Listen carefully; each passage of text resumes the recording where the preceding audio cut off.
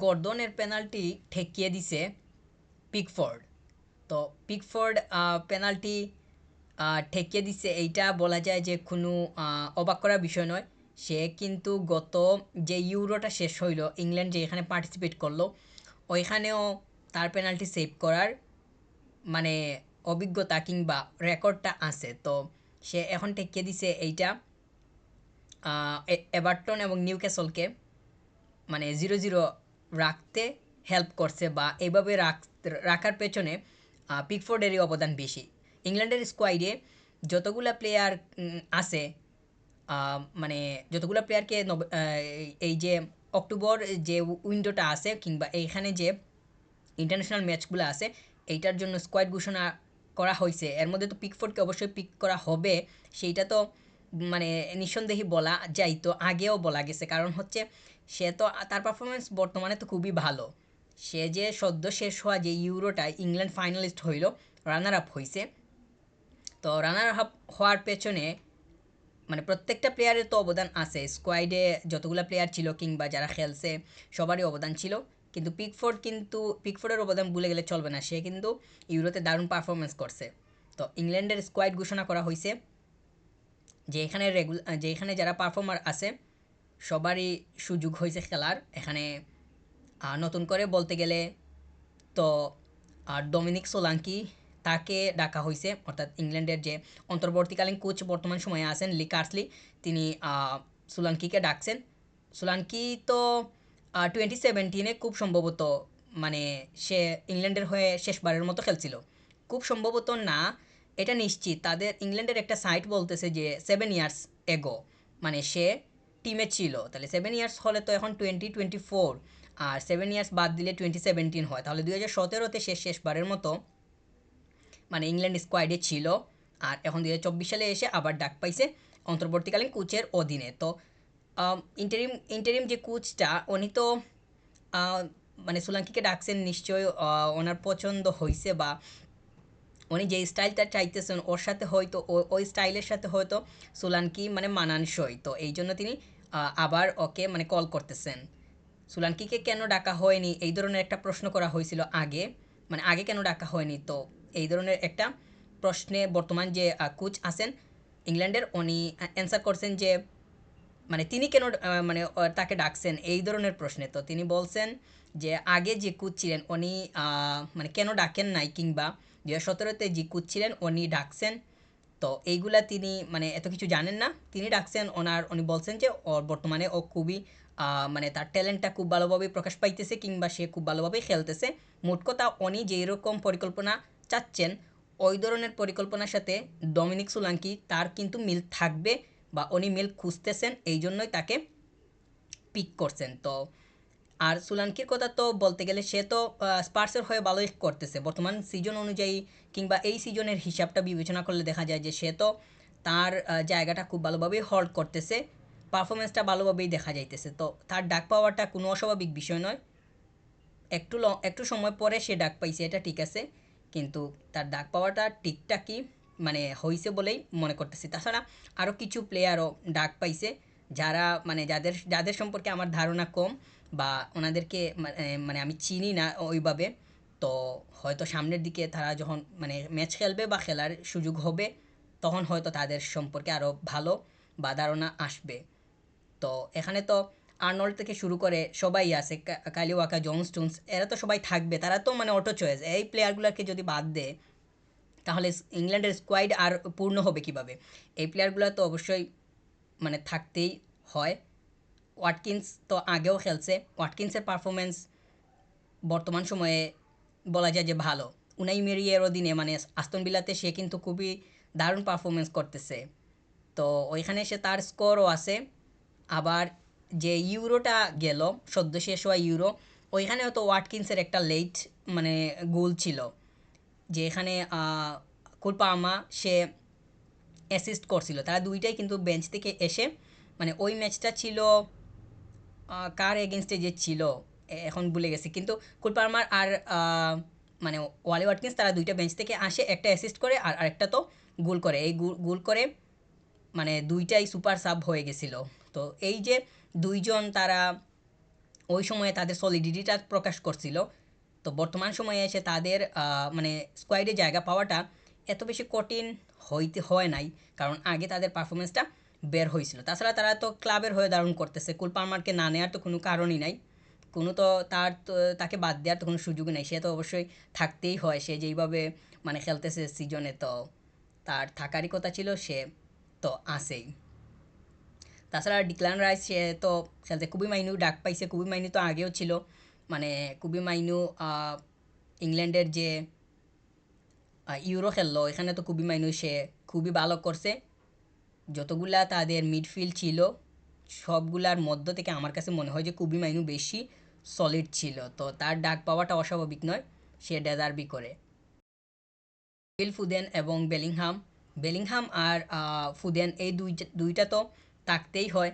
তাদের এই দুইটা প্লেয়ারও বলা যায় যে অটো চয়েস। তারা তাদের ক্লাবের হয়ে যেরকম মানে করে করে আসছিল, ওইটারই তো দেখা মানে মোটামুটি বলা যায় যে ইউরোতে পাওয়া গেছিল। তবে এই দুইটা প্লেয়ার যে ইউরোতে খুবই ন্যাচারাল ছিল, কিংবা তারা সচরাচর যে এইরকম ক্লাবের হয়ে থাকে বা থাকতো, ওই রকম যে তাদেরকে ইউরোতে পাওয়া গেছিল বা ইংল্যান্ড পাইছিল, তা কিন্তু হয়নি।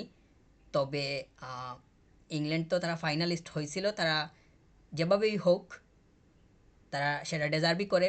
অবশ্য ফাইনালে চলে গেছে, এখানে তো আর মানে তাদেরকে ডেজার্ভিংই বলতে হয়। তো ওয়ালি ওয়াটকিন্স আর ওয়ালি ওয়াটকিন্স সে কিন্তু খুব বেশি যে খেলার সুযোগ পাবে মানে ন্যাশনাল টিমে হ্যারিকেন থাকা অবস্থায় তা মনে হচ্ছে না, কারণ হ্যারিকেন তো একদম বক্সের প্লেয়ার, নাম্বার 9। ওয়ালি ওয়াটকিন্সও সেইটা, যে নাম্বার 9 মানে এই পজিশনটা। তো হ্যারিকেনকে সরিয়ে ওয়াটকিন্সকে দেয়া, এইটা তো কতটুকু ঠিক হবে, আবার এইটা মানে বর্তমান কোচ কীভাবে দেখবেন এই বিষয়টাকে, সেইটা একটা বিষয়। তবে আমার কাছে মনে হয় যে ওয়াটকিন্সের খেলার কিংবা মিনিট পাওয়ার সুযোগটা ইংল্যান্ড ন্যাশনাল টিমে ওইভাবে হবে না, মানে যতদিন হ্যারিকেন আসে। তো হ্যারিকেন তো সে তো তার জায়গাটা ঠিকঠাক মতোই করতেছে, সে তো লিডিং টপ গোল স্কোরার ইংল্যান্ডের ইতিহাসে এক নাম্বার। তো তাকে রেখে মানে ওয়াটকিন্সকে প্রেফার করাটা মানে বর্তমান সময়ে কোনোভাবেই মানে ঠিক হবে না, আবার এইটা তো হয়ও না। তো আমরা ওয়াটকিন্সকে দেখছি যে গত ইউরোতে সে তো কিছু কিছু মিনিট খেলার সুযোগ পাইছিল, ওইখানে যতগুলো সময় পাইছে ততগুলোতেই সে তাকে মেলে ধরার চেষ্টা করছে। তবে এই প্লেয়ারটা যদি মানে মিনিট পাইতে চায় কিংবা মিনিট পায়, তাহলে আমার কাছে মনে হয় যে হ্যারি কেইনের পরে, অর্থাৎ একটু দেরিতেই হবে, তার সময় পাওয়াটা একটু দেরি হবে।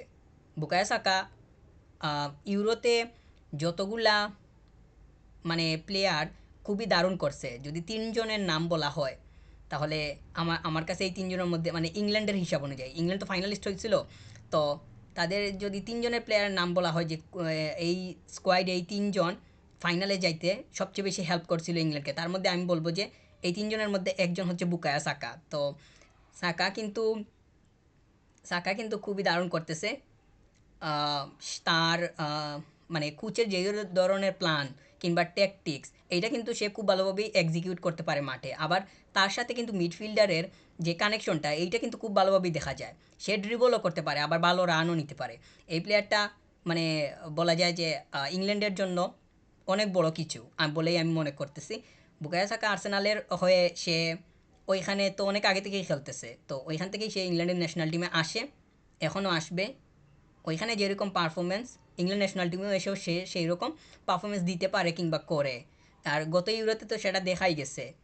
সে মানে স্কোর করতে না পারলেও কিংবা স্কোরের দিকে যদি তার মনোযোগ না থাকে, কিন্তু তার অন্য কাজ দিয়ে সে কিন্তু পুষিয়ে নিতে পারে তার বিষয়টা, অর্থাৎ তার কন্ট্রিবিউশনটা কিন্তু ঠিকঠাকই দেখা যায়।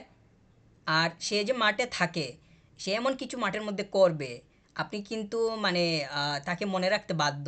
মানে সে যে মাঠে ছিল সেটা কিন্তু খুব ভালোভাবেই বুঝে ওঠা সম্ভব, ম্যাচের পরেও সম্ভব বলেই মনে করতেছি। ওয়াকার সে তো আছে। তারপর ম্যানচেস্টার সিটি থেকে তো রিকো লুইস, এই প্লেয়ারটা ম্যানচেস্টার সিটি আর লাস্ট ম্যাচ যে খেললো, ম্যানচেস্টার সিটি ওইখানে তো স্টার্টিংয়ে ছিল। তো লাস্ট ম্যাচে তো সে রাইট ব্যাক হিসাবে স্টার্ট করে, অর্থাৎ ওয়াকারের পজিশনটাতে। ওয়াকারও তো রাইট ব্যাক। তো রিকো লুইস আবার সে মিডফিল্ডও ডাইভার্ট হয়ে খেলার তার মানে ক্যাপাবিলিটিটা আছে, কিংবা এইভাবে খেলতেও তাকে দেখা যায়, যেইটা ম্যানচেস্টার সিটি আর লাস্ট ম্যাচে দেখা গেছে যখন গুন্দোগানকে তুলে নেওয়া হয়, গুন্দোগানকে তো উঠিয়ে নেওয়া হয়, তারপরে কেউ স্টোনসকে দেওয়া হয়। তো স্টোনস আসার পরে সে কিন্তু রাইট ব্যাকে শিফট হয়, আর রাইট ব্যাকে শিফট হওয়ার কারণে গুন্দোগানের জায়গাটা ফাঁকা হয়, আর গুন্দোগানের জায়গায় রিকো লুইস সে শিফট করে। তার মানে রিকো লুইস তো মাঝখানেও খেলার তার মানে ধারণা এইটা আছে। তো এই প্লেয়ারটা ভার্সেটাইল বলা যায়, যদিও তার এটা একদম শুরুর সময়।